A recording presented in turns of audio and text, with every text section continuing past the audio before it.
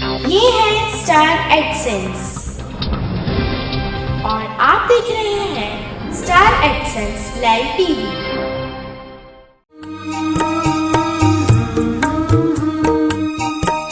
समस्या से सफलता तक, समस्या से सफलता तक, समस्या से सफलता तक। नमस्ते स्तु महामाये श्रीपीठे सुरपूजिते शंखचक्र गदास्ते महालक्ष्मी नमोस्तुते। आप सबको अभिनंदन है। दीपावली आ रही, दीपावली का शुरुआत में आपको अभिनंदन देता हूँ।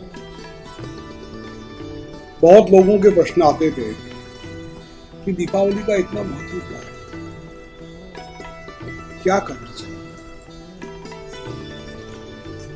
हमारे वहां द्वादशी से शुरुआत होती है दिवाली।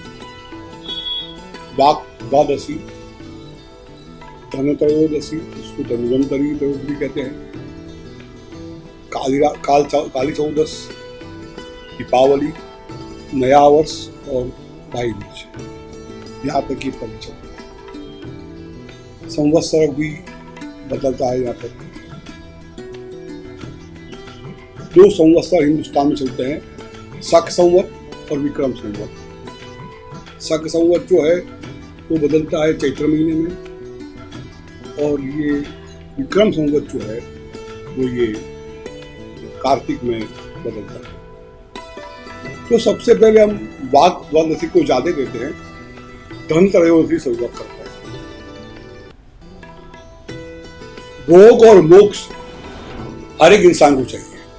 भोग और मोक्ष, सिर्फ मोक्ष भी नहीं चाहिए, भोग भी चाहिए। जिंदगी में है, जीते हैं, बात अब भोग भी चाहिए। भगवद गीता में भी राज विद्या, राजयोग योग इनका नाम का अध्याय भी है। तो सबसे पहले त्रयोदशी का महत्व बताता हूं मैं आपको। धन त्रयोदशी, इस दिन घर में जो सोना चांदी होती है उसकी पूजा करते हैं। बहुत अच्छे प्रयोग है। धन प्राप्ति का मैंने क्या है कि समस्या से सफलता का ले जाने वाला ये पर्व है। 4 दिन 5 दिन जो है, ये 5 दिन इतने महत्व के हैं कि आपको सफलता की ओर ले जाएगा।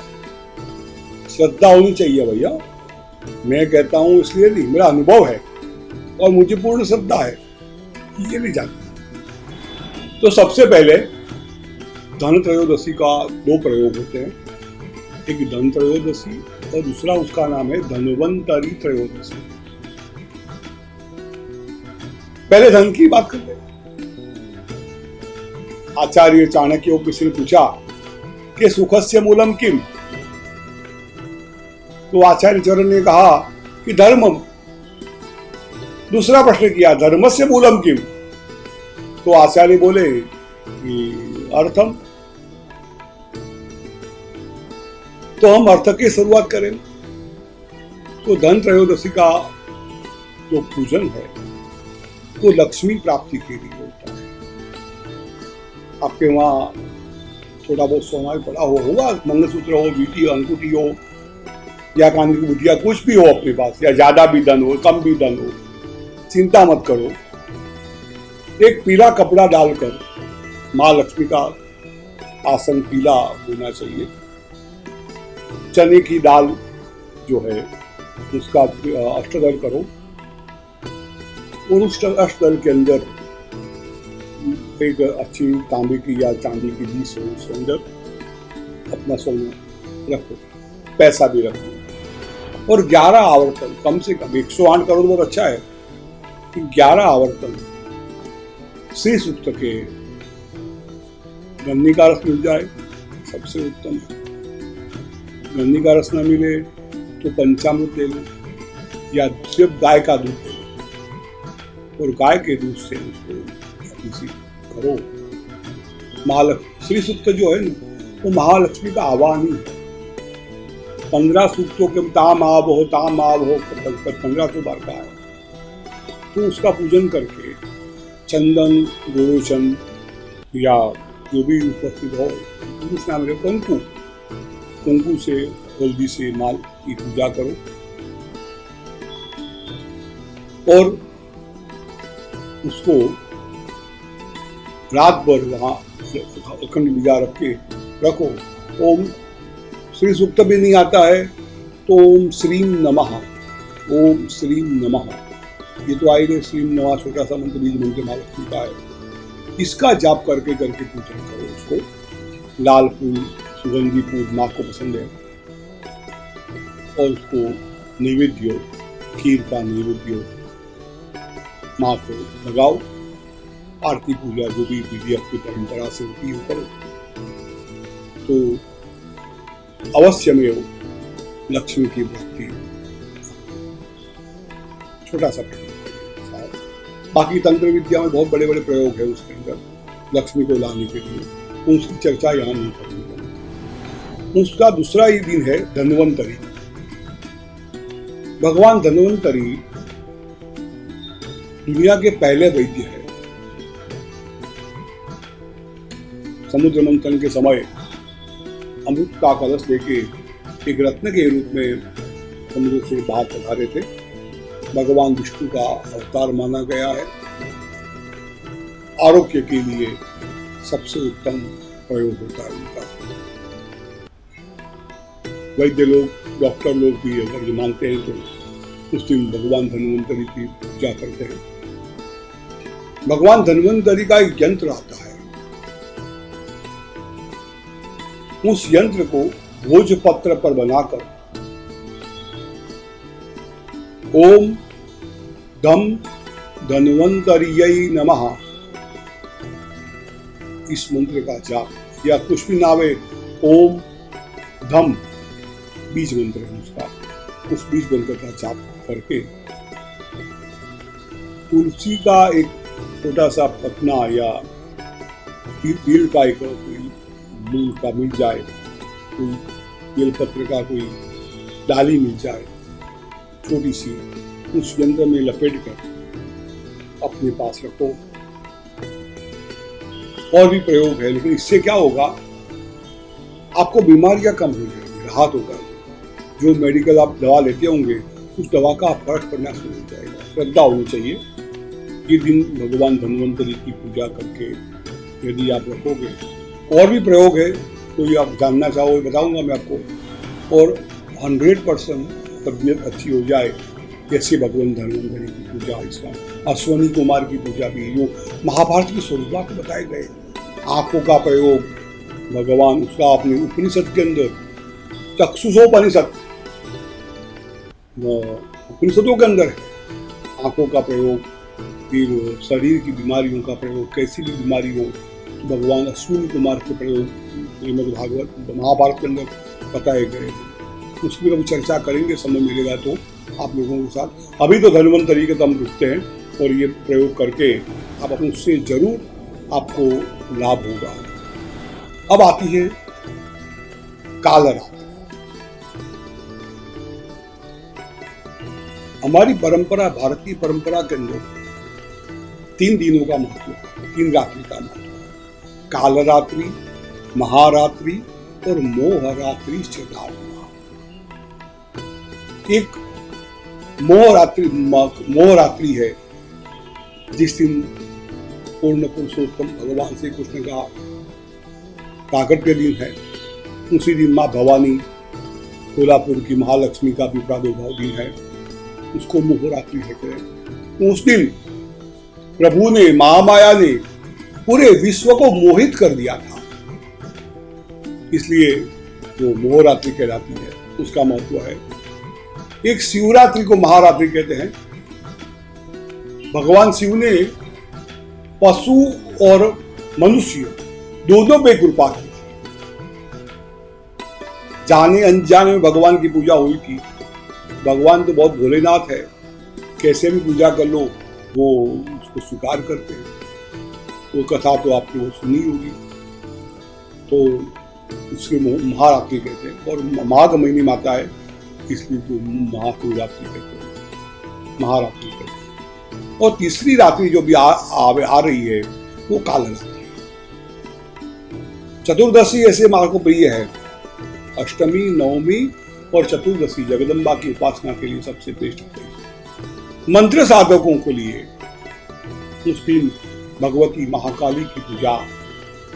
रात्रि शब्द का एक जगह अर्थ दिया है अज्ञान, और अज्ञान से बाहर निकालने वाली महाकाली और महासरस्वती, उसकी उपासना उस दिन की जाए।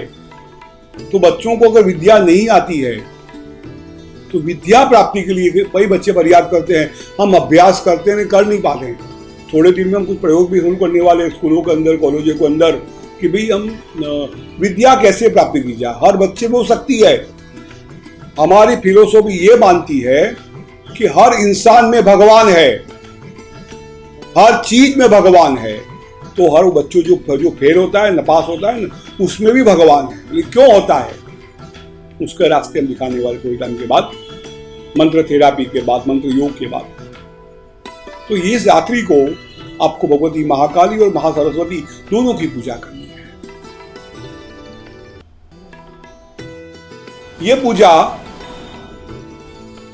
ओम ह्रीम वाग्वादिन्यै नमः स्वाहा, ये मंत्र का जाप मां सरस्वती का करने का है।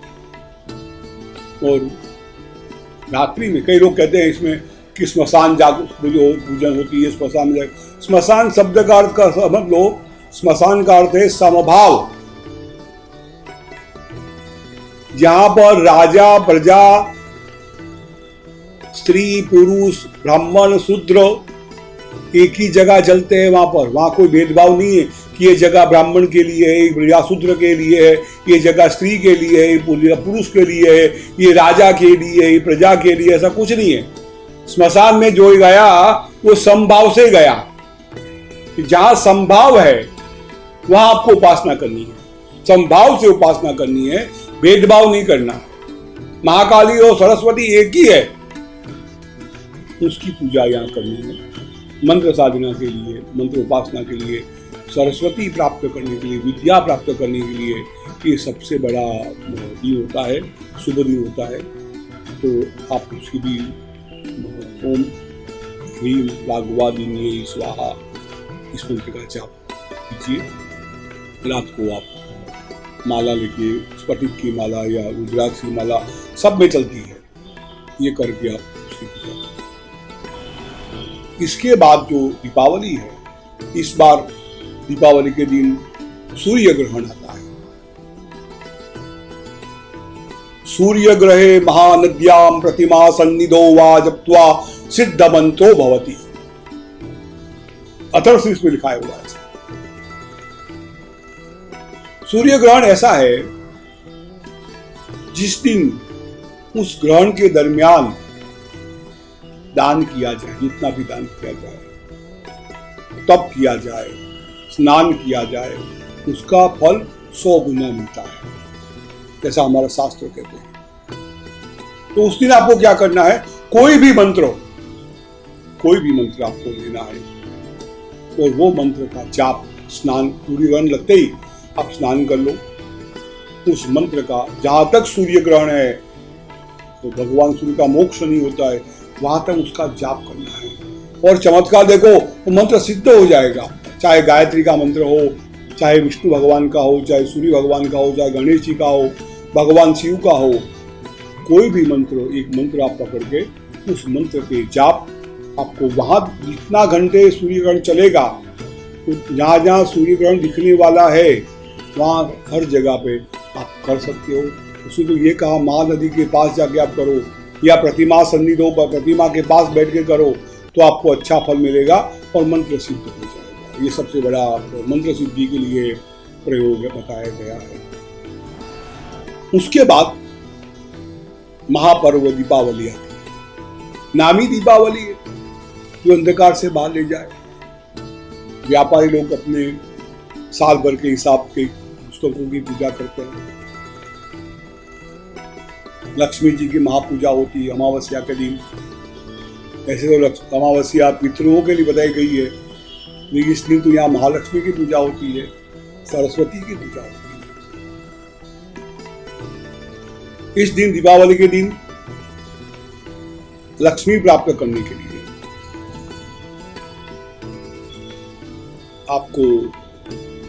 मैं आपको एक चीज बताना भूल गया, मैं बताता हूँ फिर से आपको कि काली चौदस के दिन या दीपावली के दिन रात को पितरों को भी दीपदान दिया जाता है। पितरों को तालाब में, नदी में आपको दिए बनाकर पितरों के लिए छोड़ने से पितरों की कृपा मिलती है। यमदीपदान कहते हो, यमदीपदान यमराज के लिए यमराज पितरों के स्वामी है, भगवान विष्णु देवताओं के स्वामी है, इंद्र देवताओं के राजा है। जैसे धर्मराज यमराज पितरों के स्वामी है, उनको भी तृप्त किया जाता है, सब पितृ लोग तृप्त हो जाते हैं। उस दिन रात को, दीपावली की रात को पितरों के लिए, यमराज के लिए दीपदान जल के अंदर दिया जाता है।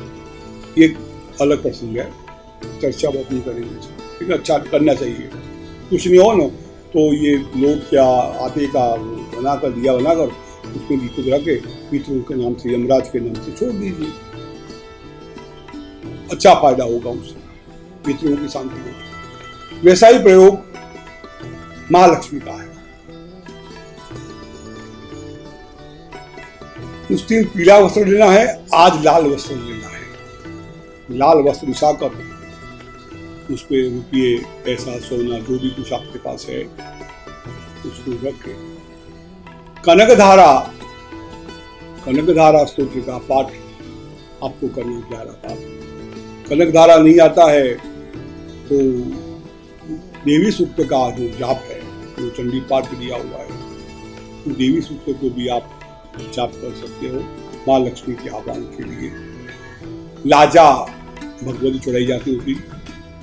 ऋतु फल जो आते हैं, ऋतु फल भी माँ जगदम्बा को समर्पित किए जाते हैं। और कुछ प्रयोग है जो करने से लक्ष्मी की प्राप्ति होती है। आप जानना चाहो तो मुझे कभी भी फोन कर सकते हो, मैं आपको बताऊंगा कैसे उसकी उपासना की जाती है। अब विक्रम संवत का नया दिन, नया साल, इसको बलि प्रतिपदा भी कहते हैं। इसको मैं कहूंगा मनुष्य का विजय दिन। महाराज बलि ने, इतिहास को बहुत लंबा है, जानते होंगे, महाराज बलि ने समस्त समर्पित कर दिया भगवान को। जब प्रभु ने कहा तीसरा चरण कहां रखूं, 2 चरण में पृथ्वी और ब्रह्मांड को माप लिया मैंने, तीसरा चरण कहां रखूं। उनकी पत्नी जो थी उनके कान में कहा तो अपना सिर रख दो भगवान के सामने, अपने आप को सौंप दो। सर्वधर्मान परित्यज्य मामेकम शरणं व्रज। उन्होंने अपना सर प्रभु के चरणों में छोड़ दिया। प्रभु ने उनको पाताल में डाल दिया। आज का दिन, नया साल, बलि प्रतिपदा के कहते हैं। उस दिन प्रभु उनके बंधन में आ गए।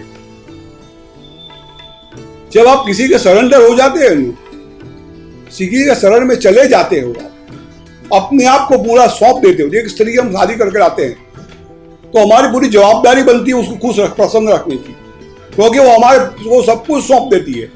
अपनी माता पिता भाई बहन सबको छोड़ के, अपनी माल मिलकत छोड़ के हमारे पीछे आती है।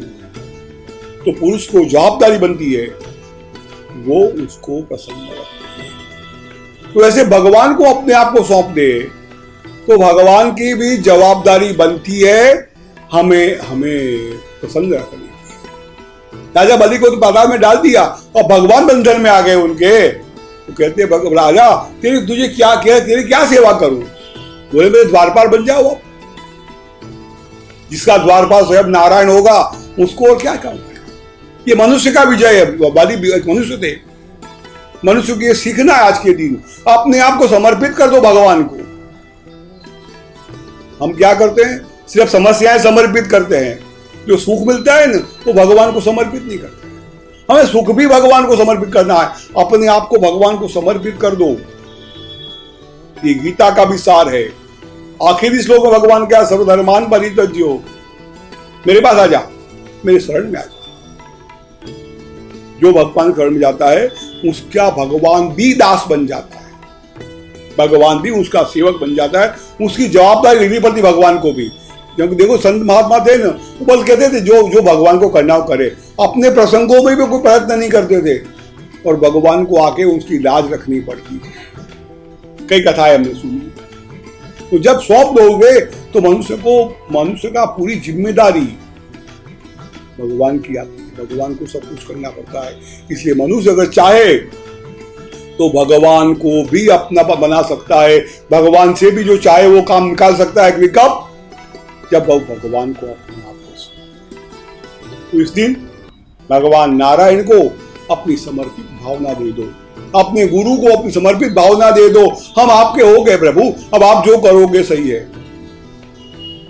इसलिए इसको मैं मनुष्य के विजय का दिन कहता हूं, उसको बलि प्रजा बता बलि। और दूसरे दिन भाई बीज, अपने परिवार के सिवाय मनुष्य को आनंद भी नहीं आता, कहीं भी नहीं आता, चाहे वो झगड़ा करे चाहे प्रेम करे।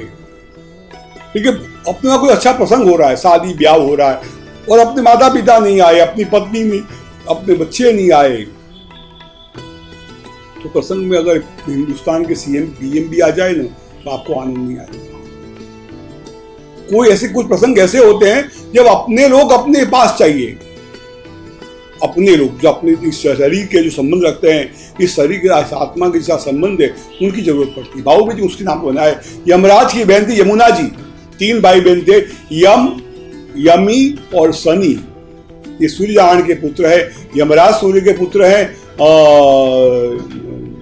शनि देव सूर्य के पुत्र हैं और यमुना जी सूर्य के पुत्र हैं।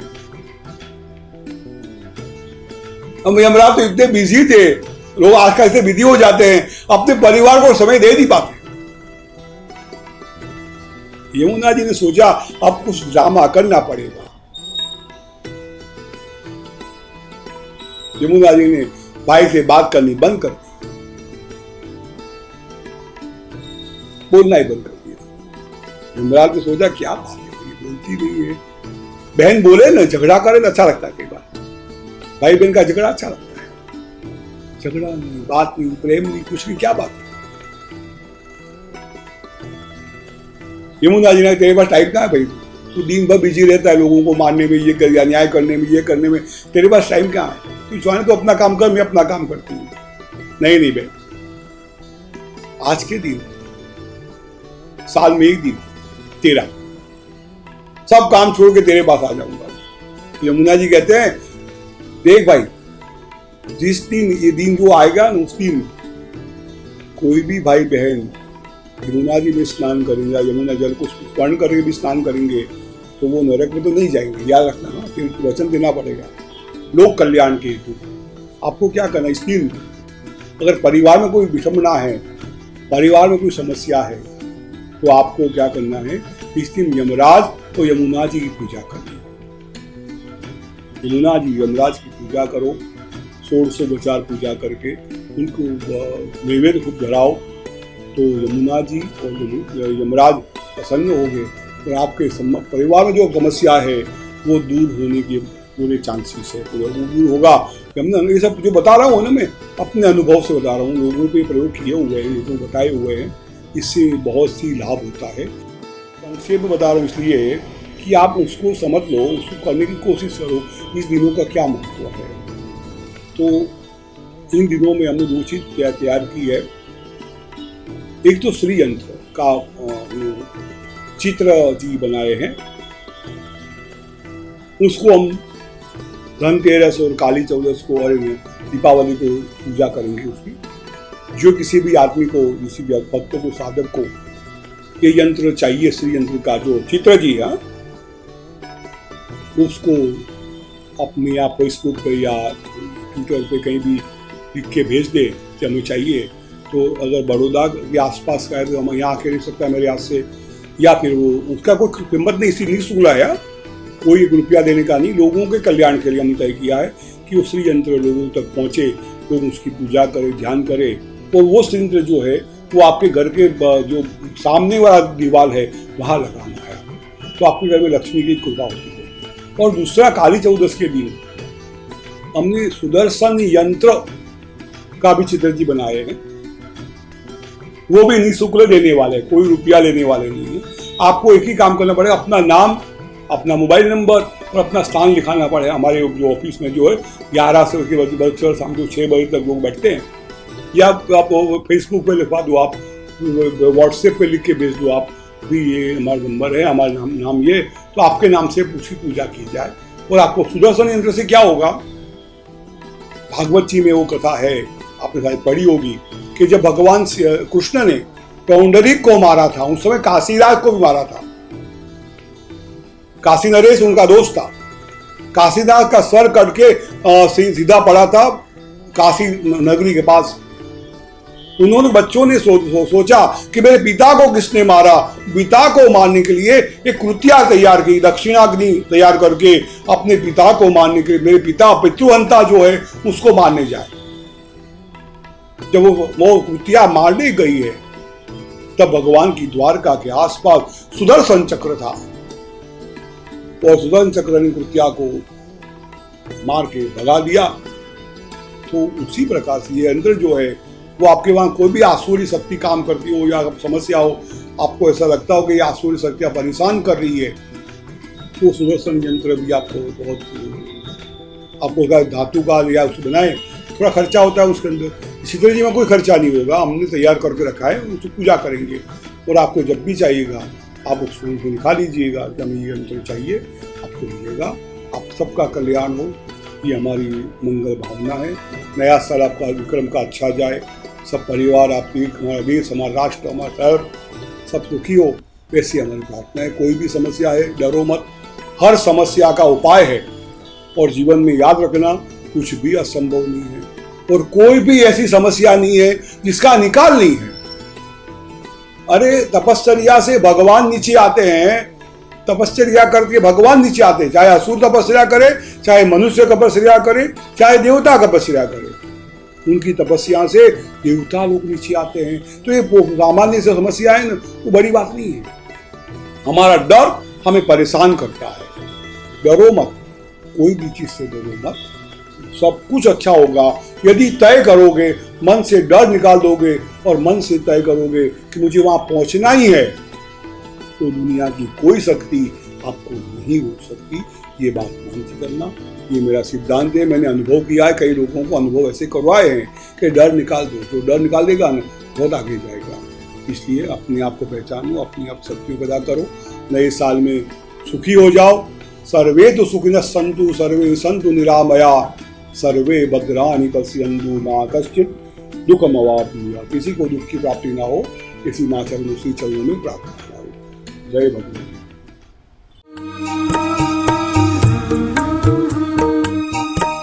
समस्या से सफलता तक, समस्या से सफलता तक